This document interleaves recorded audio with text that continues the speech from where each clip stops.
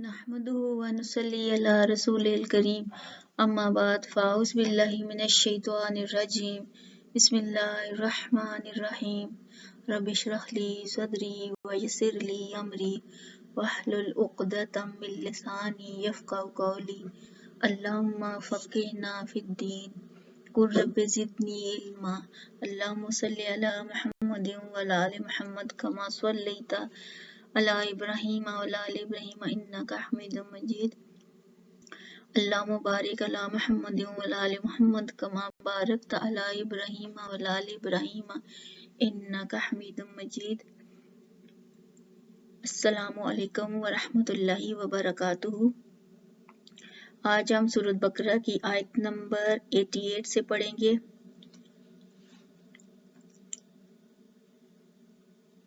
औज़ुबिल्लाहि मिनश्शैतानिर्रजीम बिस्मिल्लाहिर्रहमानिर्रहीम। वक़ालू और उन्होंने कहा क़ुलूबुना हमारे दिल गुल्फ़ुन पर्दे में हैं बल्कि लअनहुमुल्लाहु अल्लाह की लानत बिकुफ्रिहिम उनके कुफ्र के सबब फ़क़लीलन सो थोड़े हैं मा युमिनून जो ईमान लाते हैं। और वो कहते हैं कि हमारे दिल पर्दे में हैं बल्कि इनके कुफ्र की वजह से अल्लाह ताला ने उन पर लानत कर दी है, अब इनमें ईमान लाने वाले थोड़े हैं। इस आयत में अल्लाह ताला ने क्या बताया कि किस वजह से उनके दिलों पर पर्दे हैं, उनके कुफ्र की वजह से, यानी कि वो अल्लाह ताला की आयत को नहीं मानते, अल्लाह ताला पर ईमान नहीं लाते, तो इनकी कुफ्र की वजह से अल्लाह ताला ने उन पर लानत की और उनमें से वो थोड़े हैं जो ईमान लाए। आयत नंबर 89। वलम्मा और जब जाअहुम उनके पास आई किताब मिन से इंदिल्लाही अल्लाह के पास मुसद्दिकन तस्दीक करने वाली लिमा इसकी जो माअहुम उनके पास है वकानु और वो थे मिन कब्लु इससे पहले यस्तफ्तिहूना फतह मांगते अलल्लज़ीना इन पर जिन्होंने काफरू कुफर किया। फलम्मा सो जब जाअहुम आया उनके पास मा अरफू जो वो पहचानते थे काफरू मुनकिर हो गए भी उसके। फलानतुल्लाही सो लानत अल्लाह की अलल काफिरीन काफरों पर। और जब उनके पास अल्लाह ताला की तरफ से किताब आई जो उनकी किताबों की तस्दीक करती है, ये लोग इनसे पहले कुफार पर फतह चाहते थे। जब ये हक उनके पास आया तो उसे पहचान लेने के बावजूद उन्होंने उसके साथ कुफर किया। अल्लाह ताला की लानत हो काफरों पर। रब्ते कलाम अहले किताब हमेशा से, अब हम इसकी तफसीर पढ़ते हैं। अहले किताब हमेशा से हक पहचानने के बावजूद उसके इनकारी रहे हैं। इसी की सबब है कि उन पर अल्लाह की फटकार बरसती है या लानत पड़ती है। यहूद थे अहले सरवत होने और समाजी असर व रसूख रखने के बावजूद अर्ब में सियासी इक़्तिदार से महरूम थे। इसी वजह से वो ईसाइयों, मुशरिकों और दूसरे मज़ाहिब वालों के साथ बहस व तकरार करते हुए कहा करते थे कि अनकरीब नबी आखिरुज़्ज़मां हज़रत मोहम्मद सल्लल्लाहु अलैहि वसल्लम तशरीफ लाने वाले हैं, हम उसकी रहनुमाई और क़ियादत में तुम सब पर गलबा पाएंगे। इसके लिए वो अल्लाह ताला के हुज़ूर हाथ उठाकर निहायत आज़ारी से दुआएं किया करते थे और लोगों के सामने हलफ देते कि हमारे पास आखिरी नबी तशरीफ लाए तो हम उसकी नुसरत व हमायत करेंगे। इसी असना में मोहम्मद अरबी सल्लल्लाहु अलैहि वसल्लम मदीना तैयबा तशरीफ लाए और आपने उन्हें किताब इलाही का पैगाम देते हुए अपने आप पर ईमान लाने की दावत दी तो उन्होंने आपको इस तरह पहचान लिया जिस तरह अपने बेटों को पहचानते थे।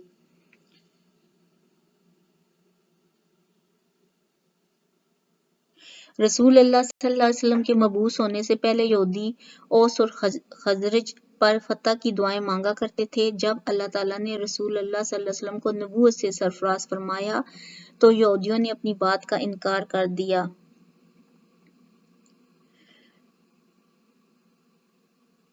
माज और बशर बिन बरा ने कहा कि ऐ यहूदियों, अल्लाह से डरो और मुसलमान हो जाओ, क्योंकि जब हम मुशरिक थे तो तुम हमें नबी آخری یعنی حضرت محمد صلی اللہ علیہ وسلم کا حوالہ دے کر فتح کی دعائیں کرتے تھے۔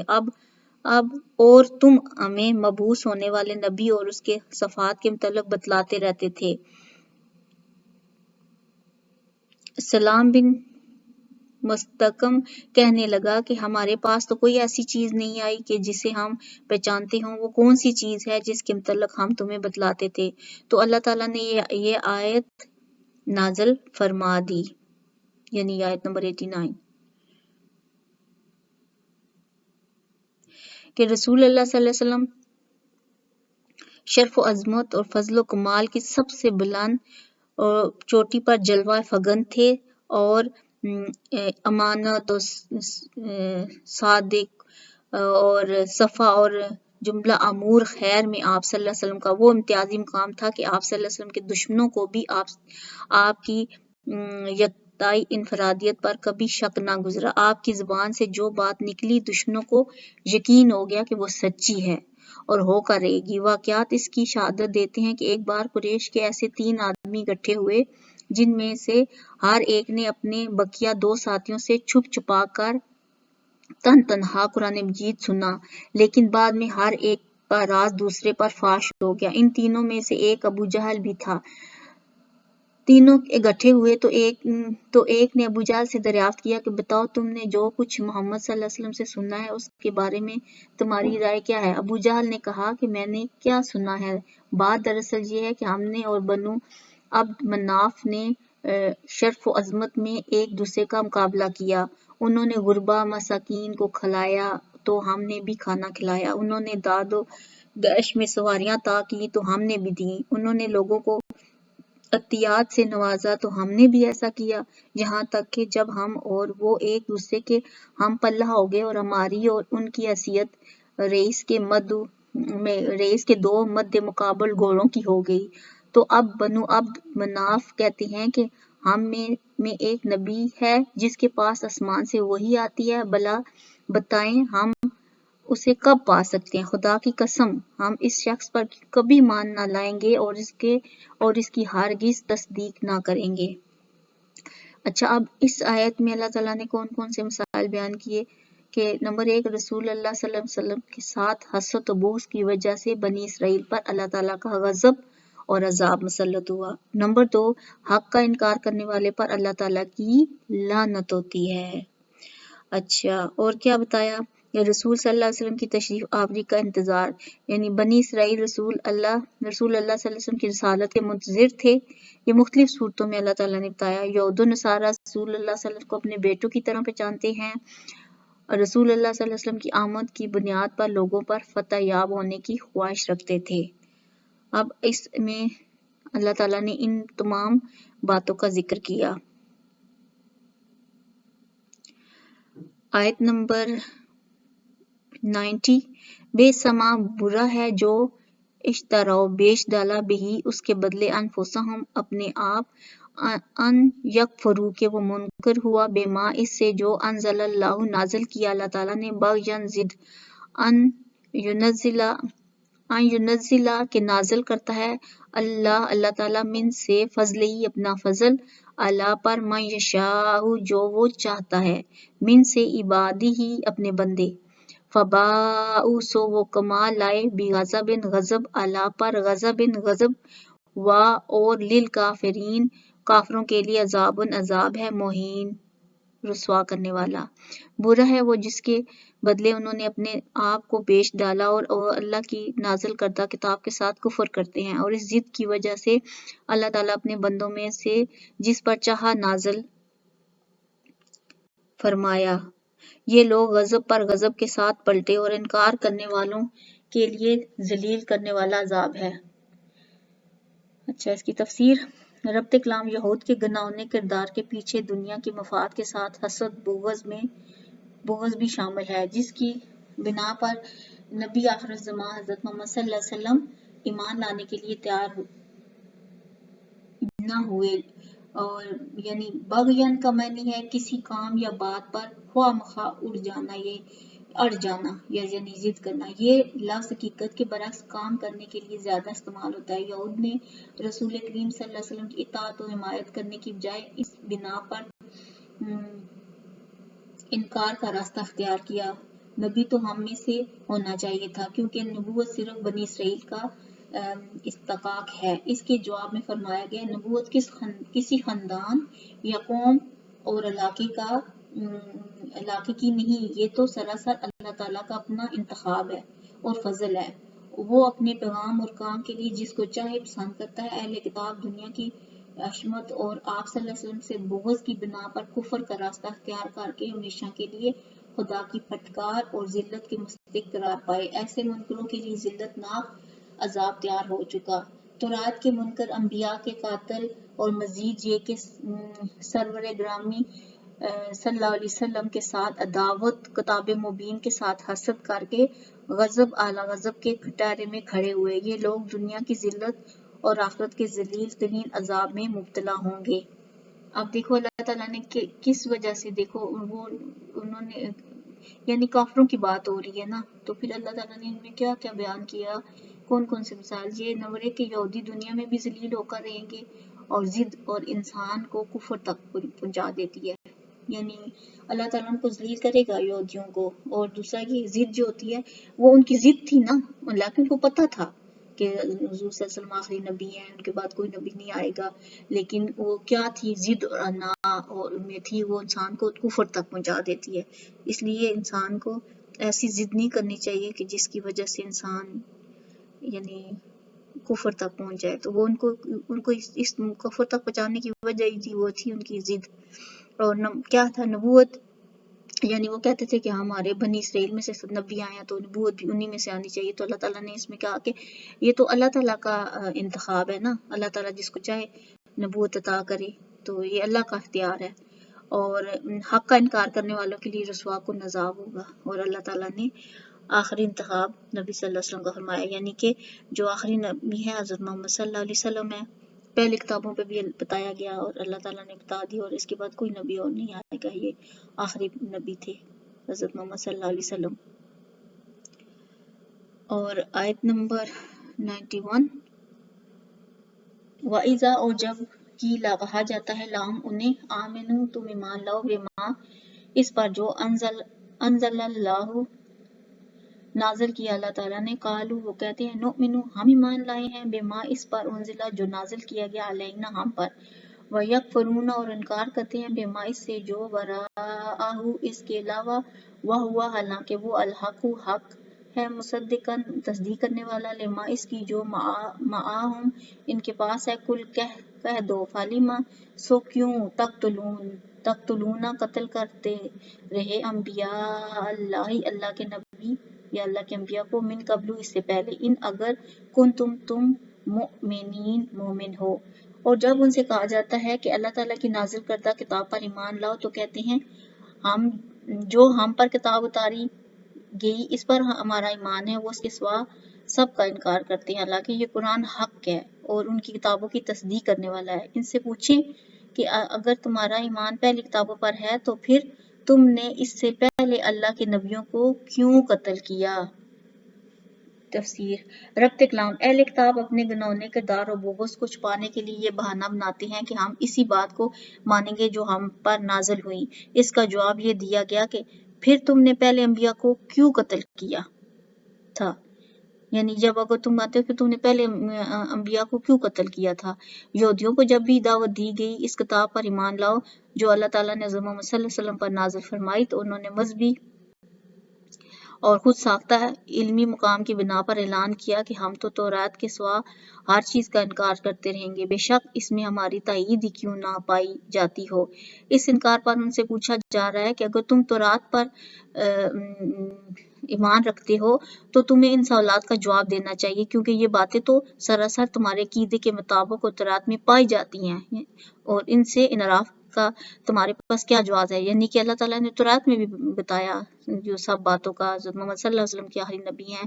تو پھر ان سے جب پوچھا گیا تو پھر یعنی یہ تمہاری کتاب میں بھی ہیں، پائی جاتی ہے، اور ان سے تم انحراف کا تمہارے پاس کیا جواز ہے. جس بات میں تمہاری تائید ہوتی ہے اس کا انکار کا کیا جواز ہے.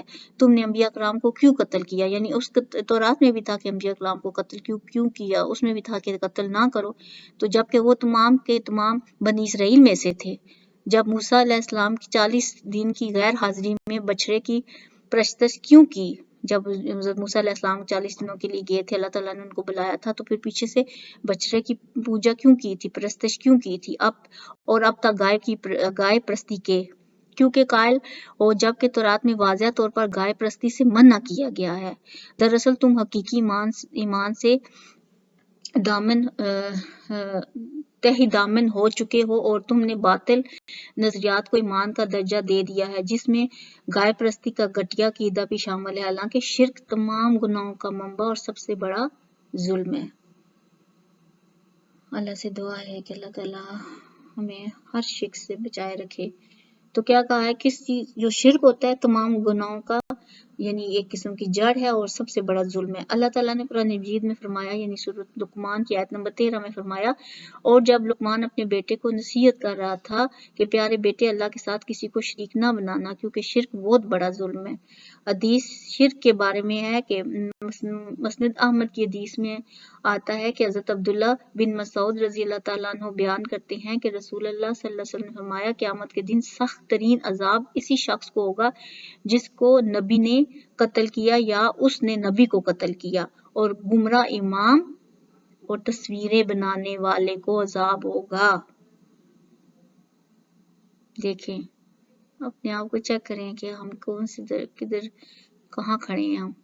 اب اس آیت میں اللہ تعالیٰ نے کیا مثال بیان کی، یہودی تورات، قرآن اور کسی آسمانی کتاب کو نہیں مانتے، وہ صرف اپنے خود ساختہ نظریات کو مانتے ہیں، یعنی وہ اپنی مرضی کرتے ہیں، اپنی مرضی سے کام کرتے ہیں، جو ان کا دل میں ہوتا ہے، جو انہیں پسند ہوتا ہے وہ کرتے ہیں، جو نہیں پسند ہوتا چھوڑ دیتے ہیں۔ اور نمبر 2، قرآن مجید پہلی کتاب کی تصدیق کرتا ہے، یعنی جو تورات، زبور، انجیل ہے اس کی بھی بتاتا ہے، تصدیق کرتا ہے، اور یہ کہ گائے پرستی شرک اور ظلم ہے۔ اچھا، اب مختلف صورتوں میں بتایا گیا کہ یہود انبیاء کے قاتل ہیں، جو تھے انبیاء کے قاتل ہیں۔ فرعون نے موسیٰ علیہ السلام کو قتل کی دھمکی دی، اور یہودیوں نے عیسیٰ علیہ السلام کو پھانسی چڑھانے کی کوشش کی، کفار نے رسول اللہ صلی اللہ علیہ وسلم کو قتل کرنے کی سازش کی۔ بنی اسرائیل کے بچڑے کا انجام، بچڑا کس نے بنایا، بچڑا کس چیز سے بنایا گیا، بچڑا آواز نکالتا تھا، بچڑے کا انجام کیا ہوا، بچڑا پوجنے والوں پر اللہ کی لعنت برستی ہے۔ آیت نمبر 91 ہم نے پڑھی اور آیت نمبر 92۔ وَلَقَدْ اور البتہ جاءکم تمہارے پاس موسیٰ علیہ السلام آئے، موسیٰ علیہ السلام بالبینات کھلی نشانیاں، ثم پھر اتخذتم تم نے بنا لیا العجل بچڑا، من بعد اس کے بعد وانتم اور تم ظالم ہو۔ تمہارے پاس موسیٰ علیہ السلام واضح دلائل لے کر آئے لیکن تم نے ان کی غیر حاضری میں بچڑے کی پوجا کی اور تم زیادتی کرنے والے ہو۔ یعنی کہ وہ کیا کرتے تھے کہ یعنی جب موسیٰ علیہ السلام چلے گئے تھے 40 دنوں کے لیے تو انہوں نے پیچھے سے بچڑے کی پوجا کرنے شروع کر دی، اور وہ کیا کرتے تھے، اور تم زیادتی کرنے والے ہو۔ اس آیت میں یہی بتایا گیا کہ انہوں نے پیچھے سے بچڑے کی پوجا کی اور وہ کیا کرتے تھے، زیادتی کرنے والے تھے۔ آج کے لیے اتنا ہی کافی ہے۔ اللہ تعالیٰ سے دعا ہے کہ اللہ تعالیٰ مجھے آپ کو کل امت مسلمانوں کو اس قرآن کو سمجھنے، پڑھنے، عمل کرنے کی توفیق عطا فرمائے، اور نسل در نسل تا قیامت جو چلے اللہ اس کو قرآن کے ساتھ جوڑے رکھے، اور کل امت مسلمانوں کا خاتمہ ایمان بالخیر پر ہو، اور اللہ تعالیٰ ہمیں اس پر ثابت قدم رکھے۔ سبحانک اللہم و بحمدک، اشہد ان لا الہ الا انت، استغفرک و اتوب الیک۔ السلام علیکم ورحمۃ اللہ وبرکاتہ۔